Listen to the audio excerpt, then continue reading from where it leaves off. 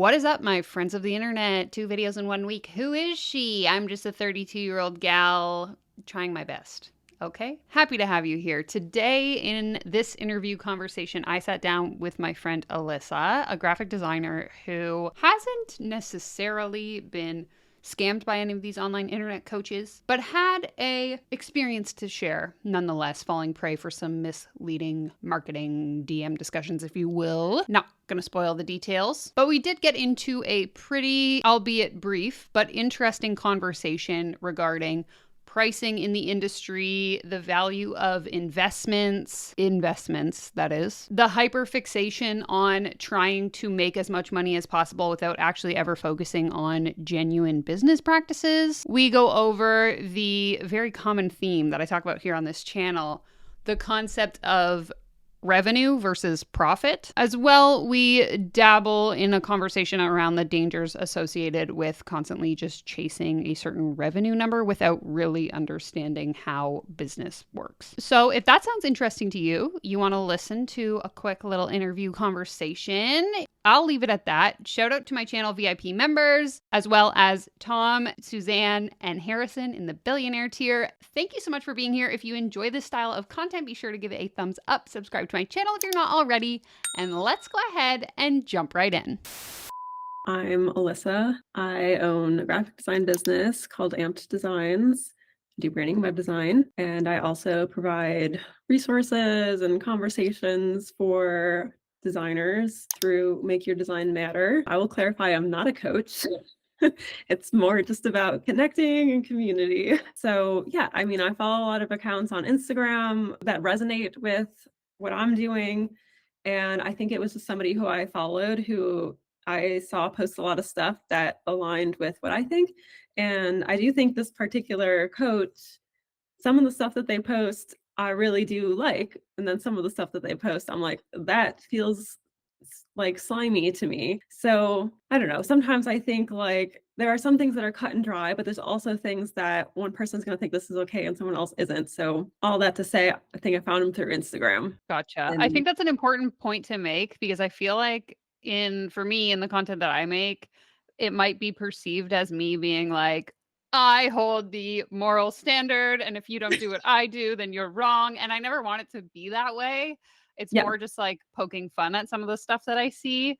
But I think you're right in saying that, like, okay, there are things that are like, this is right and this is wrong. And then other times it's a little bit more like open yeah, for interpretation. right. Like some of the stuff I'm like, I would never do that, but I can see how it might work for other people. And then, yeah, other things I'm just like, this just seems wrong, yeah. So I had been following this person for a while and they had followed me back at some point.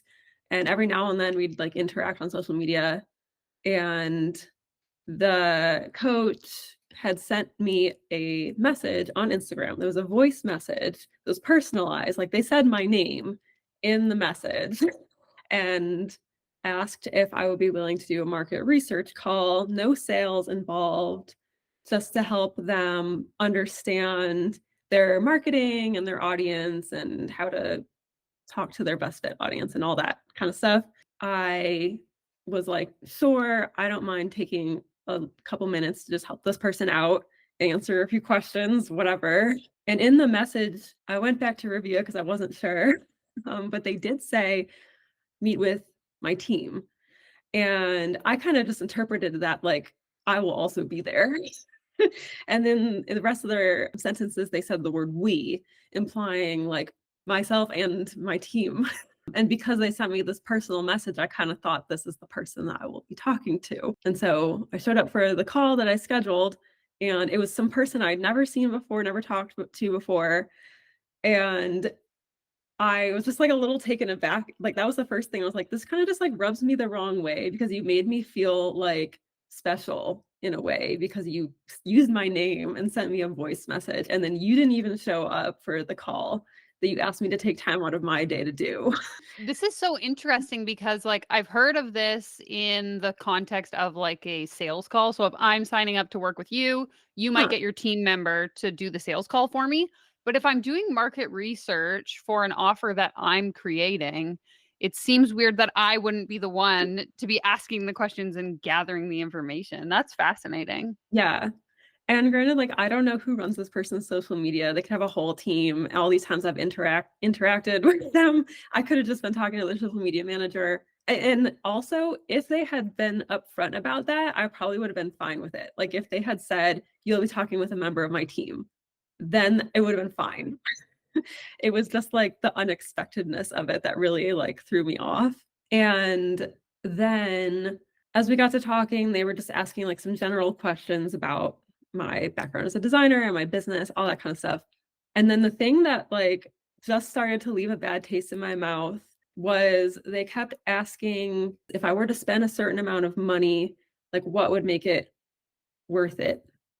I'm not Oh, describing this. okay. Like if I was going to spend $5,000, what would I expect in return for that $5,000? I can't remember the exact dollar amounts that were named. It was nothing like crazy outrageous. Like, I don't know if I'm sure you're aware of like the magic 10K price tag. Like everything costs 10K now for some reason. It wasn't 10K, but it also wasn't like pocket change. It was like multiple thousands of dollars. And they were like, the coach will work with you until you make back your investment. If you were to make back, let's say, I don't know, $5,000, whatever the number was, in 4 months, would that be worth it? And I was just kind of like, well, specifically, no, because I can make that money myself in 4 months. So, like, what else are you helping me with? That was the thing that I was trying to get at is like, it's not just about the money. And which is, I feel so many coaches, especially in my for designers in the creative industries, are so focused on helping you make this amount of money.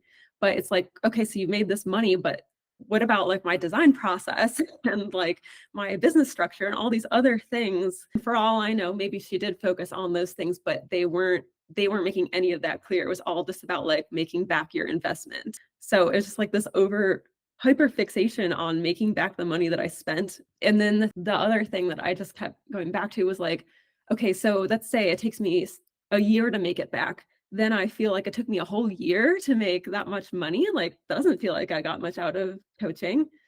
And then on the flip side, if I make it back in a week, what are we just done? Like, that's it. Like, I only worked with you for a week. So it just didn't make any sense to me at all.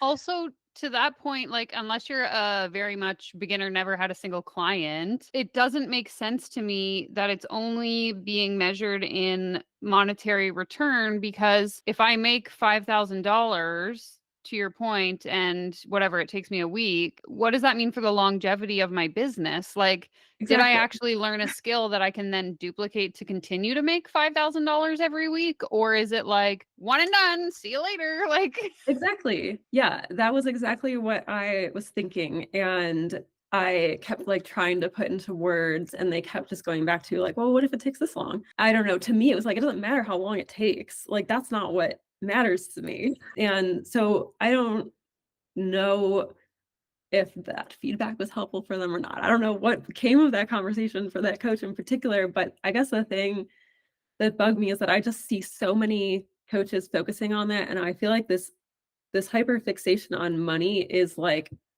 so damaging to someone like you said who might be brand new and who's never had a client before, who just needs to get like their ducks in a row before they charge $10,000. Yeah, there's like this idea going around that like every designer, every creative should be charging like at least this much. And it's like, well, if you only have 6 months of experience, then I'm sorry, but no, you shouldn't be charging that much. I don't know. It sounds harsh, but that's my take on this whole thing. I think that that's something too we see in every industry. So whether you're a designer, me, I'm like a freelance creator, content marketer. We see it in the social media management space. It's like, well, I see that specifically on Threads. I see this a lot is like, oh, this client asked me for XYZ and their budget was only $2,000. Like that's significantly undercharging. And I'm like, well, obviously, like, I don't know everyone's business, but I'm like, if I'm a beginner, maybe $2,000 is fair value for my skills and experience. Like, again, Mhm. if we're only focused on make your $10,000 back in 5 weeks, then that creates this opportunity, I think, from what I've seen in a lot of these industries for inflated price tags, just as a means of being able to make that money and not necessarily pricing products or services based on fair market value or actual skills, overhead, etc., things you would actually take into considering how Yeah, to figure out your pricing. And I exactly. think that's why we end up with so many, like, in my opinion, absurdly inflated price tags for services nowadays, because everyone's like, charge your worth, aka charge whatever your investment was so you can make your money back. But then I'm Yeah. not any further ahead. If I spent 10 Yeah. grand to make 10 grand, I didn't actually really build a Yep. business. I just found a way to make my money back. Yeah, exactly. Yeah, that was all so well said. That's exactly what is going through my mind every time I see these conversations, and it's just like this fixation on money. It's like, yes, we all need to make a living. Like, we're all doing business, hopefully because we love it when you're starting your own business, but also obviously you have to make money. But the truth is, like, if you're a self-employed designer a couple years into business and you're making like 40 or 50 or 60K a year, like, that's really good. That's a lot better than a lot of designers will ever be able to do. Like, you can live off of that without having a second job. Like, you don't need to make hundreds of thousands of dollars a year to be successful. And Um, also, if my expenses are multiple six figures, in order for me to be able to make multiple six figures, I'm better off only making 50 grand a year and having minimal expenses. Like, that's the part that really like blows my mind. And I see this more, like, I'm not really familiar with the design space, but I know I see this in coaching, is like these coaches will claim to have these multiple six figure businesses, but then they're also investing multiple six figures in their mentors. So I'm like, why are you working so hard to make so much money if you're also spending so much money? Like, yeah, I'm pretty proud to say that my expenses in my business are well below like 20% of my income. So I have really mhm, good profit margins, which means I have to work less because I'm not spending as much money. And so yeah, I just, when you don't, I guess it really stems to like not having legitimate business experience. But when you don't have that, you're just going to follow this mentor that's telling you, pay me 5K to teach you how to yeah. make 5K. And it sounds like it makes sense. Yeah, there's also this idea that like you have to invest in your business to make money, which is true to an extent. Like, there are some things that we need to pay for, and like if you're going to ask people to pay for your services, like you also have to be willing to pay for things. But I think like if you don't have these wild expenses, like you don't have to go out and look for things to buy. Yeah, exactly. Like, and that's not going to magically help you make more money. Like, there's Right. this narrative of like, well, if you spend $2,000, like the universe or whoever's going to send that back to you. Like, no, you Yeah. can also make $2,000 by spending whatever, $50 on your software that you need to run your business. Like, Yeah, exactly. And to your point, in terms of overhead and just like keeping your expenses to a certain percent of your income, there is so much that you can find in terms of coaching and business support that like is at the level that you're at. Like, I personally really believe that like if you can't afford to pay for something in full, like you shouldn't buy it. Like, you should never go into debt for a program or something other than like a house or a car or maybe furniture, depending on how much furniture you're buying or whatever. But like a coaching program, there are so many opportunities for like affordable business support, especially like if you look locally, like local small business centers, chamber of commerce, stuff like that. Like, when I started my business, I took a local business course and I got a scholarship from the place that I took it, so the cost was even more affordable for me. And then through there, I was able to access a little bit of free coaching before my business started to make money. And not only was it obviously way more affordable, but it was also more legit because this was like a local organization that I could read reviews online about because they had a brick and mortar. And like people who I knew in person had told me their experiences with this place. So it's just, I don't really understand. And I guess this is maybe naive for me to say because I have never been in the situation where I have been like scammed for lack of a better word. So I certainly empathize with people who have like recognized they're in a bad situation, but I just don't really understand like seeking out spending a huge amount of money when there are so many more available, like approachable resources for you. I think it's the allure. It comes back to our original conversation about like, if I'm someone who doesn't understand how business works, I have no experience, and I come across Jane Doe on Instagram who's telling Yeah. me I started with no experience either, and now I'm going to give you all my secrets. You just have to pay me $5,000. Then you might be like, oh, that sounds easy enough. Like, she understands me. I'm going to give her my money. And I think that's why so many people get caught up in this. So it is really important for you to share, like, these other resources exist, because they don't know that. Yeah, They just see her and they're like, yep, this is my problem. yeah. She is my answer. You don't have to spend thousands of dollars to find that answer. Yeah, it's so damaging. I do think that there are more and more people, like, speaking out about this like you are and saying, "Okay, when I started my business, actually, I was only charging this much, and these are the things that I did that other people aren't talking about." I'm starting to see more of those types of conversations, which is really great. Yeah, I saw one the other day that was like, if you're making more than six figures, comment how long it took you to do that and like what your packages Mm, looked like. And I thought that was really interesting because yeah. most people were like 6 years plus, and I worked, X amount of projects. So really, really Mhm. important to have these Yeah, conversations. absolutely. I totally agree.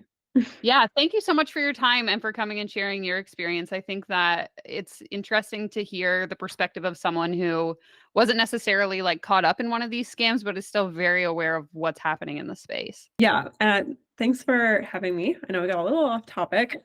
I do think it's interesting to look at and be aware of. I want to give a big thank you to Alyssa for coming on and sharing her story. If you're watching this and you have your own coaching scam horror story that you want to share, there is a form where you can write out your story, come on for an interview, etc., linked in the description down below. I would encourage anyone watching this video who's interested in starting a business to look up your own small business center in the city or town that you're located in. You might be surprised with the resources that are available to you for free. Not to mention, this platform, YouTube, is full of hours and hours of content to help you get started. Now, that's going to be it for this video. I hope you enjoyed. I'm going to leave you on screen here with the last interview I put out last week with someone who is actually actively a coach. In case you missed it, you can click right here. Take care, comb your hair, and I'll see you in my next video. Bye!